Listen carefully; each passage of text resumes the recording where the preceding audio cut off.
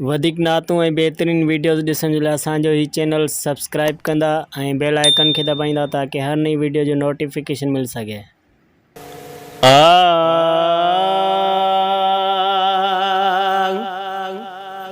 चयो मीर मुर्सल असरदार सुहिणो हसन पाक सैयद असालार सुहिणो।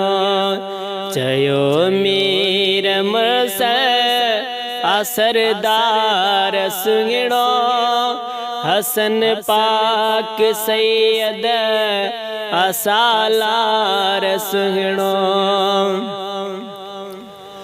वडो पाक ज़हरा जो पुटड़ो भलारो वडो पाक ज़हरा जो पुटड़ो भलारो अली मुर्तज़ा जो अपगदार सुहिणो हसन पाक सैयद असालार सुहिणो। चयो मीर मुर्सल असरदार सुहिणो हसन पाक सैयद असालार सुहिणो।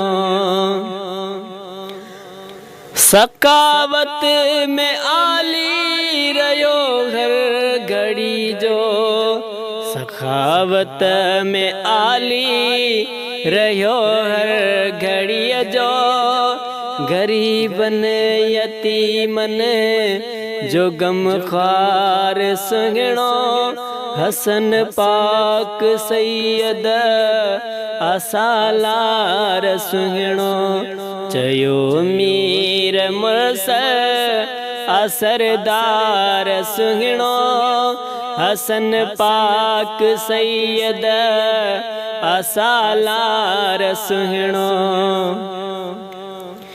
कई 6 महीना खिलाफत हुई बस कई 6 महीना खिलाफत हुई बस रहियो उन में भी संदस हो किरदार सुहिणो हसन पाक सैयद असालार सुहिणो। चयो मीर मुर्सल असरदार सुहिणो हसन पाक सैयद असालार सुहिणो।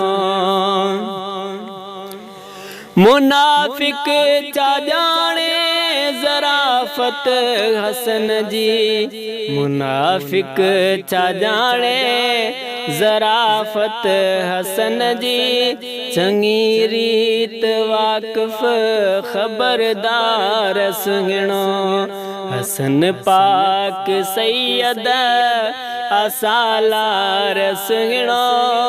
चयो मीर मुर्सल असरदार सुहिणो। ॾिनो जंहिं ज़हर हो कयो कीन पधरो ॾिनो जंहिं ज़हर हो कयो कीन पधरो कंडन कान भी हो गुलज़ार सुहिणो हसन पाक सैयद असालार सुहिणो। चयो मीर मुर्सल असरदार सुहिणो हसन पाक सैयद असालार सुहिणो। कजे छो न कतरी गुलामी उन्हनि जी कजे छो न कतरी गुलामी उन्हनि जी घराणो सजो आ वफ़ादार सुहिणो हसन पाक सैयद असालार सुहिणो। चयो मीर मुर्सल असरदार सुहिणो हसन पाक सैयद असालार सुहिणो हसन पाक सैयद असालार सुहिणो।